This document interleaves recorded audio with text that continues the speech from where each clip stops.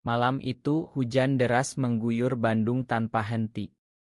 Dengan hati yang gelisah karena rahasia yang sudah lama mengganggu pikiranku, aku mendorong pintu rumah Pendeta Daniel yang tidak terkunci sepenuhnya, dan apa yang kulihat membuat napasku terhenti. Pendeta yang selama ini menjadi panutanku, orang yang paling kupercaya di dunia ini, sedang berpelukan erat dengan seorang pria muda. Bibir mereka bertemu dalam ciuman yang penuh gairah di ruang tamu yang redup.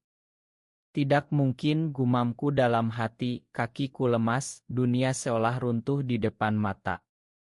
Pendeta Daniel, pemimpin jemaat yang selalu berkhotbah tentang kesucian dan menentang dosa-dosa duniawi, termasuk cinta sesama jenis yang sering disebutnya sebagai ujian setan. Bagaimana bisa? Aku mundur selangkah. Pintu berderit pelan, dan mata Pendeta Daniel tiba-tiba terbuka, wajahnya memucat saat melihatku. "Rama, ini bukan seperti yang kamu pikirkan," katanya dengan suara gemetar, tapi aku sudah berbalik lari ke dalam hujan, air mata bercampur air hujan di pipiku. Sepanjang jalan pulang ke kosanku di daerah Dago, pikiranku berputar-putar seperti roda yang lepas kendali. Mengapa aku datang ke rumahnya malam-malam?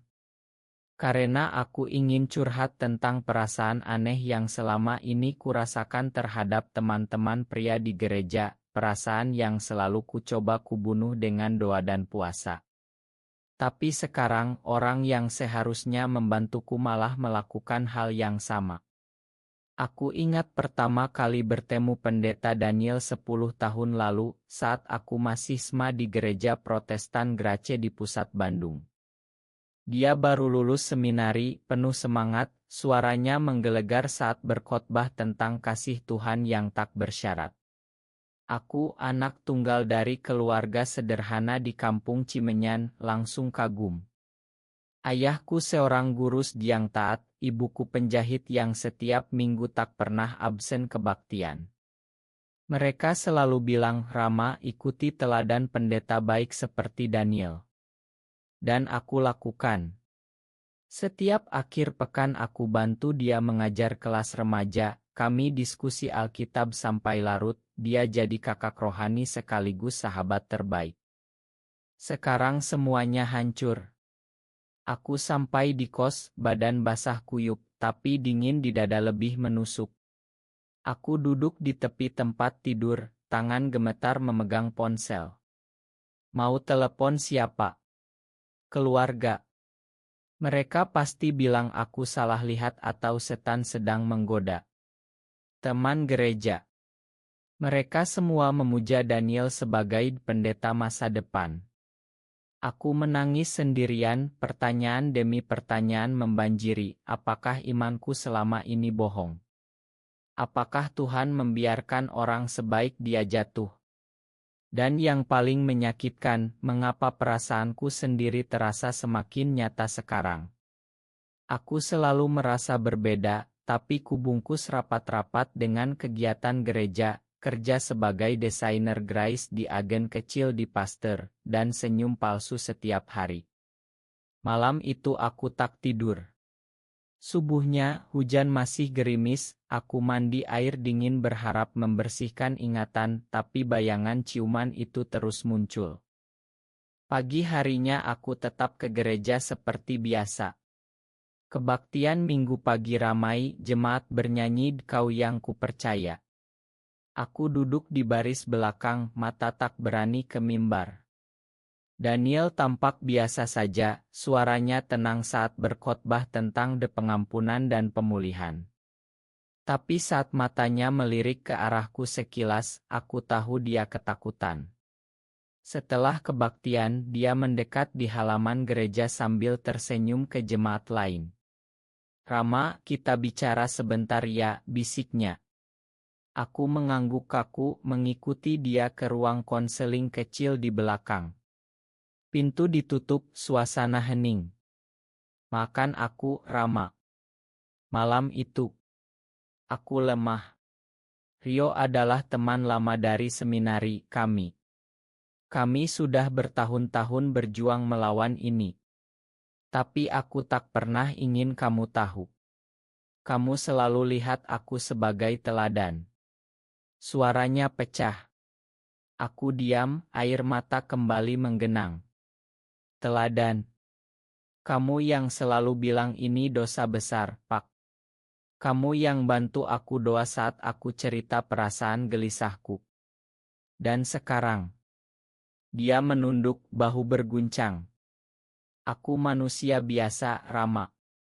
Aku takut kehilangan segalanya, jabatan, keluarga, jemaat ini. Tolong jangan bilang siapa-siapa. Aku keluar ruangan dengan hati lebih berat. Sepanjang hari aku kerja seperti robot, desain poster untuk acara gereja berikutnya. Malamnya, aku jalan-jalan sendirian di Jalan Braga, lampu-lampu neon berkelap-kelip, pasangan-pasangan heteroseksual tertawa riang. Aku merasa asing di kota kelahiranku sendiri. Apakah aku juga seperti Daniel? Apakah aku akan hidup bohong selamanya? Kata-kata ibuku terngiang, Rama, kapan kamu bawa calon istri ke rumah?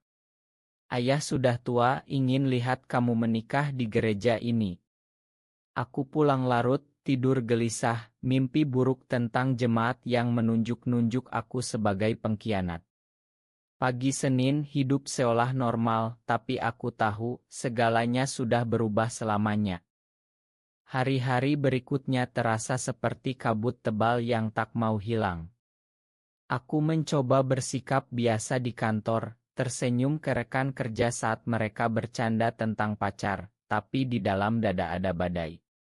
Setiap kali ponsel bergetar, aku takut itu Daniel. Dia kirim pesan 3 kali, Rama, kita bicara lagi, aku khawatir kamu baik-baik saja, tolong makan aku. Aku tak balas. Di gereja Rabu malam, kelas pemuda masih berjalan, Daniel mengajar tentang kekuatan dalam kelemahan dari 2 Korintus. Suaranya mantap, tapi aku duduk di pojok, tangan dingin. Setelah kelas, beberapa pemuda mendekat, Bang Rama, lo kelihatan pucat, lagi sakit ya? Aku geleng pura-pura capek kerja. Pulang, aku mampir ke warung sate di depan kos, makan sendirian sambil lihat keluarga kecil di meja sebelah tertawa. Tiba-tiba ingat masa kecil di Cimenyan, ayah mengajak aku ke gereja naik motor butut, ibu bawa bekal nasi kuning. Mereka bangga sekali saat aku jadi ketua pemuda 2 tahun lalu. Anak kami dipakai Tuhan, kata ayah di telepon minggu lalu. Sekarang aku takut menelepon mereka. Bagaimana kalau rahasia ini bocor? Bagaimana kalau mereka tahu aku juga punya perasaan yang sama? Aku ingat satu kejadian saat SMA, ada teman sekelas bernama Andi yang ketahuan terdekat dengan cowok lain, langsung dikucilkan, orang tuanya bawa ke pendeta untuk disembuhkan. Andi pindah sekolah, hilang kontak. Apakah itu yang akan terjadi padaku?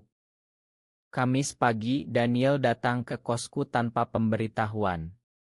Wajahnya lelah, mata cekung. Rama, aku tak bisa tidur. Malam itu adalah kesalahan terbesar. Rio dan aku sudah putus tahun lalu, tapi dia datang lagi, aku lemah. Kami duduk di lantai kos yang sempit, teh hangat di tangan. Aku akhirnya bicara, suara bergetar, Pak, selama ini aku anggap Bapak sempurna. Setiap kali aku merasa aneh, Bapak bilang doa saja, serahkan pada Tuhan.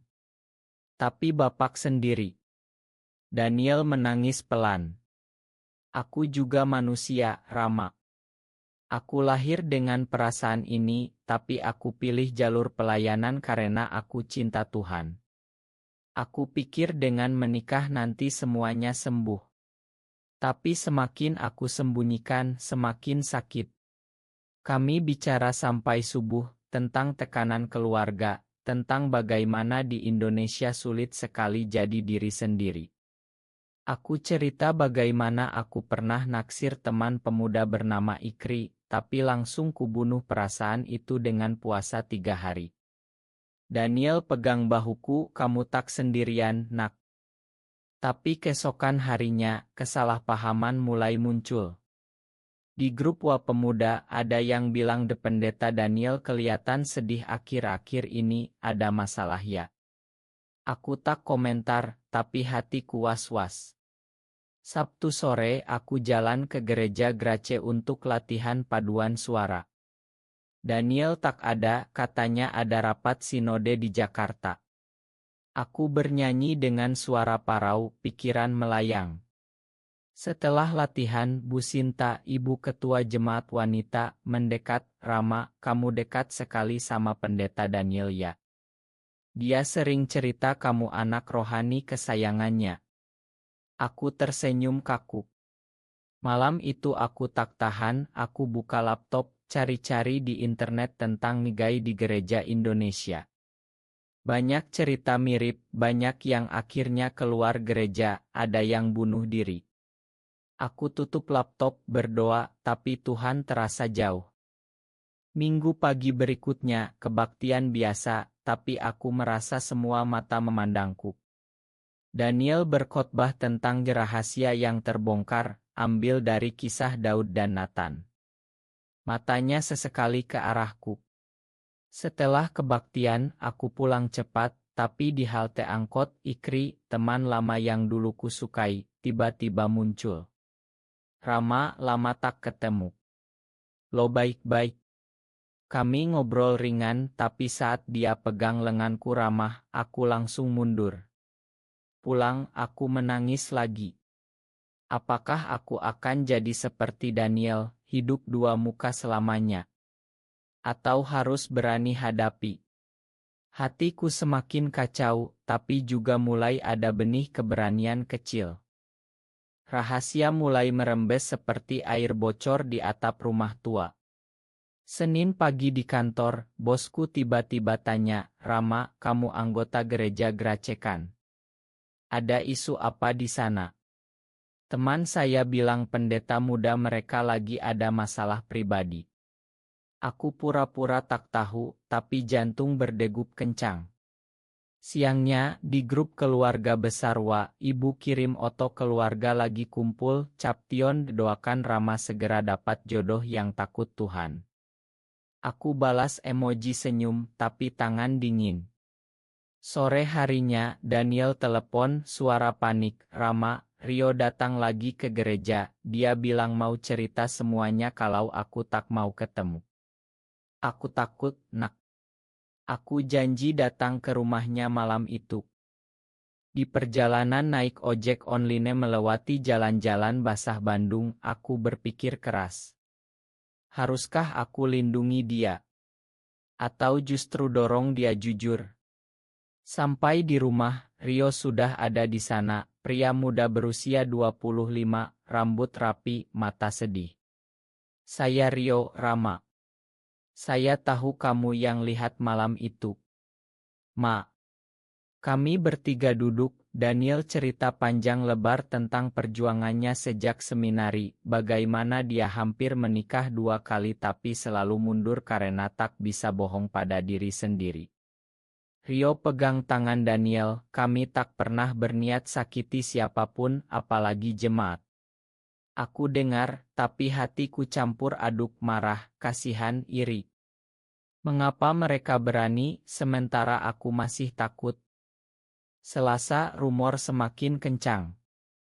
Di kai dekat gereja, aku dengar 2 ibu-ibu jemaat bisik-bisik, katanya pendeta Daniel dekat dengan pemuda luar. Ada yang lihat mereka pelukan. Aku langsung pulang, tak berani ikut obrolan. Malam Rabu, di kelas pemuda, suasana tegang. Salah satu pemuda bertanya langsung ke Daniel, Pak, benar ada isu tentang Bapak? Daniel pucat, jawab samar, kita semua manusia berdosa, mari kita doa bersama. Tapi setelah kelas, beberapa orang tinggal, minta penjelasan. Aku diam saja di belakang. Pulang Daniel kirim pesan, Rama, mereka mulai curiga. Tolong bantu aku jaga rahasia ini. Kamis, bencana kecil datang. Ibu telepon, suara khawatir, "Nak, ada yang bilang di gereja ada skandal. Kamu baik-baik saja kan? Jangan dekat-dekat kalau ada yang aneh." Aku bohong, ibu, tenang saja, biasa gosip. Tapi malamnya aku tak tidur, membayangkan kalau rahasia bocor total, ayah bisa stroke, ibu menangis berhari-hari. Jumat pagi aku putuskan temui Daniel di kantor gereja. Kami berdua di ruang belakang, aku bilang tegas, "Pak, kalau Bapak terus sembunyikan, akan lebih sakit. Saya juga sedang berjuang dengan perasaan sama. Mungkin saatnya kita jujur pada diri sendiri dulu." Daniel memeluk aku erat, seperti kakak, "Kamu lebih berani dari aku, Rama." Pelukan itu hangat, tapi tak ada gairah, hanya persaudaraan yang dalam. Sabtu, aku jalan ke pasar bunga di Cihampelas, beli tanaman kecil untuk kos, mencoba tenangkan pikiran. Di sana aku bertemu Ardi, teman lama dari universitas yang sekarang kerja di Ngohak Asasi. Kami ngobrol lama, dia cerita tentang komunitas gay Kristen bawah tanah di Jakarta yang dia ikuti. Kita tak perlu pilih antara Tuhan dan cinta, Rama. Tuhan ciptakan kita begini. Kata-katanya seperti angin segar. Malamnya, untuk pertama kali, aku berdoa dengan jujur, "Tuhan, kalau ini adalah saya, tolong tunjukkan jalan." Rasa damai kecil mulai muncul di tengah badai. Tapi aku tahu badai besar baru akan datang. Minggu pagi adalah hari yang kutakutkan. Gereja penuh, tapi suasana aneh. Beberapa jemaat pandang Daniel dengan mata curiga saat dia naik mimbar. Khotbahnya tentang dekasih yang menutupi segala dosanya terdengar dipaksakan. Setelah kebaktian, rapat darurat diadakan di ruang serbaguna. Ketua majelis bilang keras, "Ada laporan bahwa pendeta Daniel terlibat hubungan tidak wajar dengan pria. Kami minta penjelasan." Daniel berdiri, suara bergetar, "Saya akui, saya punya perasaan terhadap sesama pria. Saya sudah berjuang bertahun-tahun. Tapi saya tak pernah sakiti jemaat." Ruangan langsung riuh. Beberapa orang teriak keluar, yang lain menangis, "Kami percaya Bapak." Aku duduk di belakang, tangan dingin, tak berani angkat suara. Soranya menyebar cepat. Senin, berita kecil muncul di grup-grup Wa Gereja Bandung, pendeta Grace Bandung ketahuan gay. Selasa, ayahku telepon marah, "Rama, kamu masih di gereja itu? Orang tua temanmu bilang ada skandal besar. Pulang ke kampung sekarang." Aku tolak, tapi hati hancur. Rabu, Daniel diskor sementara oleh sinode. Dia datang ke kosku malam itu, tas kecil di tangan, mereka suruh aku cuti. Keluargaku di Surabaya sudah tahu, ibuku menangis di telepon. Kami duduk berjam-jam, dia cerita bagaimana ayahnya, seorang pendeta senior, bilang lebih baik mati daripada bawa malu keluarga. Aku peluk dia, "Pak, saya di sini." Kamis, giliran aku yang dihadapi. Di kantor, rekan kerja bisik-bisik. "Bos panggil aku, Rama, kamu dekat dengan pendeta itu ya? Kalau ada masalah, bilang saja."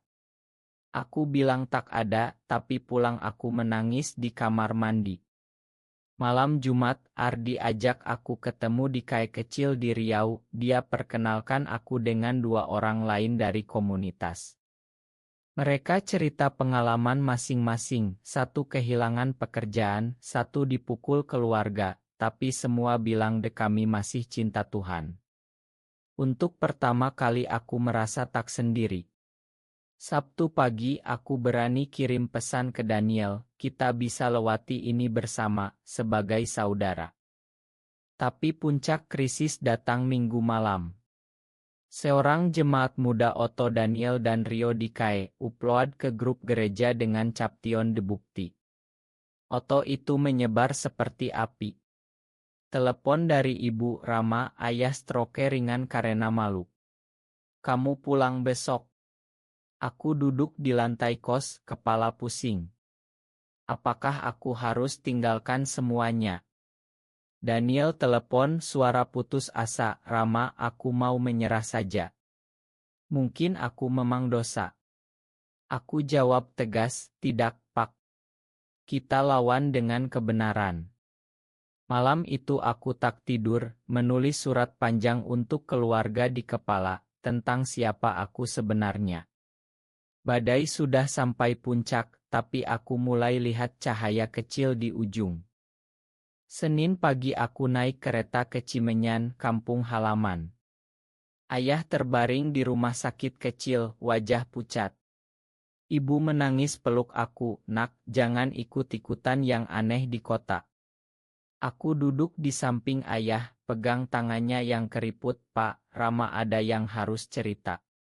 Suaraku gemetar, aku cerita semuanya, tentang Daniel, tentang perasaanku sendiri, tentang perjuangan bertahun-tahun.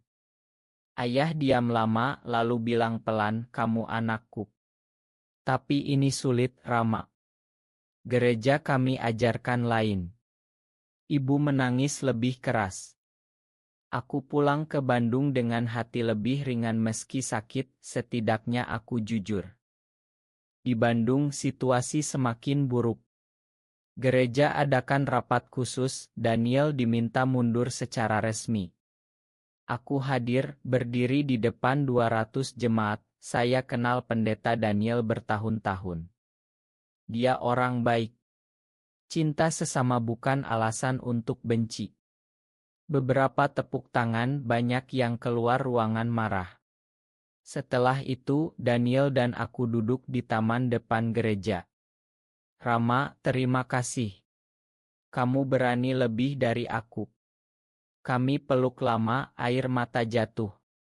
Malamnya, Ardi ajak aku ikut pertemuan kecil komunitas di apartemen di Dago. Ada 12 orang, semuanya Kristen gay, mereka doa bersama, baca Mazmur 138 de engkau mengenal aku sepenuhnya. Aku pulang dengan dada hangat. Selasa, keluarga Daniel datang dari Surabaya, bawa dia pulang untuk istirahat. Sebelum berangkat, dia peluk aku di stasiun, jaga dirimu, Rama. Jangan takut jadi diri sendiri. Aku menangis di peron. Rabu aku kehilangan beberapa teman gereja yang blokir nomorku. Tapi Ardi semakin dekat, kami ngobrol setiap hari, dia ajak jalan ke tebing keraton, lihat pemandangan Bandung dari atas, angin sejuk. Rama, kamu layak bahagia, katanya sambil pegang tanganku pelan. Aku tak mundur kali ini. Kamis, aku kirim surat panjang ke majelis gereja, minta mereka pertimbangkan kasih Tuhan yang lebih besar dari aturan manusia. Tak ada balasan. Jumat malam adalah titik terendah. Aku duduk di kos, lihat Oto lama dengan Daniel, menangis terseduh. Tuhan, kenapa harus serumit ini? Tapi pagi Sabtu, Ardi datang bawa sarapan, kami bicara sampai siang. Dia cerita perjalanannya sendiri, bagaimana dia hampir bunuh diri tahun lalu tapi menemukan Tuhan yang menerima. Aku peluk dia, pertama kali merasa ada orang yang mengerti betul. Minggu aku tak ke gereja Grace, tapi ke gereja kecil di pinggir kota yang lebih terbuka. Di sana aku bernyanyi dengan hati baru. Pengorbanan sudah dibayar, jabatan Daniel hilang, keluargaku terluka, teman-teman pergi. Tapi aku mulai bangkit. Bulan-bulan berikutnya adalah proses penyembuhan yang lambat tapi pasti. Daniel di Surabaya mulai buka usaha kecil, kami video call setiap minggu, dia cerita sedang belajar terima diri. Rama, kamu sudah selamatkan aku dari kebohongan. Keluargaku pelan-pelan mulai terima, ayah sembuh, ibu kirim pesan, kami tetap sayang kamu, nak, meski tak mengerti semua. Di kerja, aku dapat proyek baru. Rekan kerja yang tahu ceritaku justru dukung diam-diam. Ardi dan aku semakin dekat. Kami jalan ke Lembang, duduk di pinggir danau, tangan saling genggam. Aku cinta kamu, Rama, katanya pelan di bawah langit malam berbintang. Aku jawab dengan ciuman di keningnya. Pertama kali aku tak takut. 6 bulan kemudian, kami rayakan ulang tahun Ardi di taman kecil dekat tebing keraton. Matahari terbenam oranye, angin sejuk dari gunung, kami peluk erat, tertawa, berbicara tentang masa depan, mungkin pindah ke Jakarta, bergabung komunitas yang lebih besar, tetap beribadah dengan cara kami. Aku kirim foto ke Daniel, dia balas, bahagia melihat kamu bahagia, saudaraku. Jemaat Grace masih terpecah, tapi beberapa mantan anggota mulai buka diskusi kecil tentang penerimaan. Aku tak lagi sembunyikan siapa aku. Aku tetap desainer, tetap anak yang sayang orang tua, tetap anak Tuhan. Hanya sekarang aku hidup utuh. Malam itu, di balkon kos baru yang aku sewa bersama Ardi, aku lihat langit Bandung yang jernih. Semua perjuangan, pengkhianatan kepercayaan, air mata, dan akhirnya penerimaan, membuatku tumbuh jadi pria yang lebih kuat, lebih penyayang. Cinta sesama bukan akhir dunia, tapi pintu menuju kasih yang lebih dalam. Aku tersenyum, pegang tangan Ardi, dan tahu perjalanan masih panjang, tapi aku tak lagi takut. Apakah cinta sejati antara sesama pria harus selalu mengorbankan iman dan keluarga, atau bisakah penerimaan membawa kedamaian sejati? Benar atau salah?